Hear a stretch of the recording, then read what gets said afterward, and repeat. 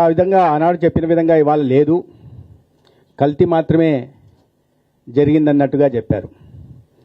నేను వాళ్ళని అడుగుతున్నది ఏంటంటే, కల్తీని మీరు సమర్థిస్తున్నారా?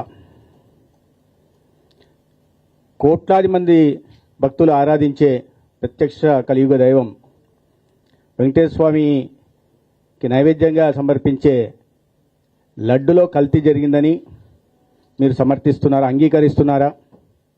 దాన్ని మీ పార్టీ నాయకత్వం సమర్థిస్తున్నదా? సమాధానం చెప్పాల్సింది.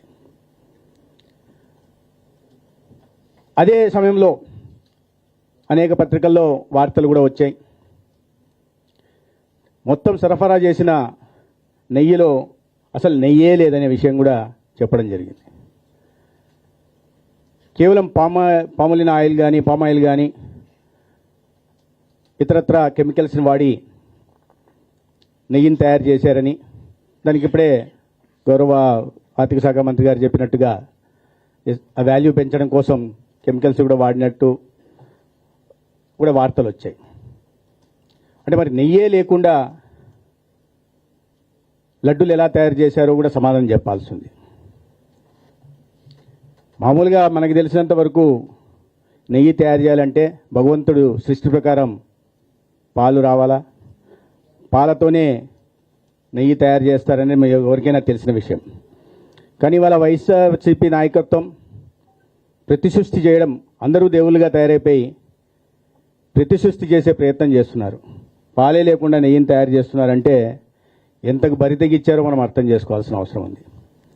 మరి ఆ మాట వాస్తవమైనప్పుడు ఈ మాట కూడా వాస్తవం గల సప్లిమెంటరీ ఛార్జ్ షీట్లో సిబిఐ ఏం వేసిందనే విషయం వస్తే దాంట్లో అసలు నెయ్యి ఉందా, చుక్క నెయ్యి ఉందా లేదా అనే విషయం కూడా తెలియాల్సి వస్తుంది. తెలిసినప్పుడు మాత్రం ఖచ్చితంగా బాధ్యత వహించాల్సి ఉంటుంది.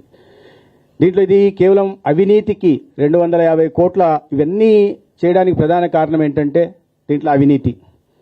250 కోట్ల అవినీతికి పాల్పడే క్రమంలో ప్రపంచవ్యాప్తంగా ఉంటున్న కోట్లాది మంది ప్రజల మనోభావాల్ని దెబ్బతీసే ప్రయత్నం చేశారు.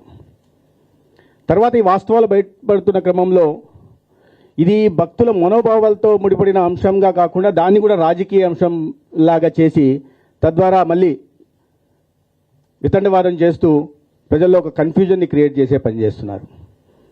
మీరు ఈ పార్టీ చరిత్రను చూస్తే ఏనాడు ఆలయ పవిత్రతను కాపాడే ప్రయత్నం చేయలే విషయం మనకు అర్థమవుతుంది. అనేక అంశాలు దీంట్లో ఉన్నాయి. మీరు గతంలో చూస్తే ఒకసారి చరిత్రలోకి వెళ్తే భగవంతుడు 7 కొండలపైన నెలకొని ఉన్నాడనే విషయం అందరికీ తెలిసిందే. ఏ చిన్న పిల్లోడినైనా అడిగినా చెప్తారు. కానీ 2 కొండలు ఉన్నాయని వితండవాదం చేశారు. దాని తర్వాత కూడా అన్యమత ప్రచారాన్ని ప్రోత్సహించారు. అన్య మతస్థులు ఉద్యోగస్తులుగా ఉండకూడదంటే ఉద్యోగస్తులకు చేర్చారు. ఇవన్నిటి కూడా ఆలయ పవిత్రను దెబ్బతీసే ప్రయత్నంలో భాగమే.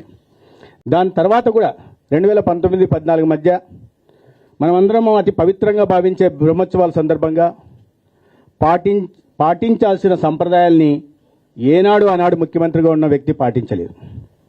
అన్యమతస్థులు దర్శనానికి వెళ్ళాలంటే ఖచ్చితంగా డిక్లరేషన్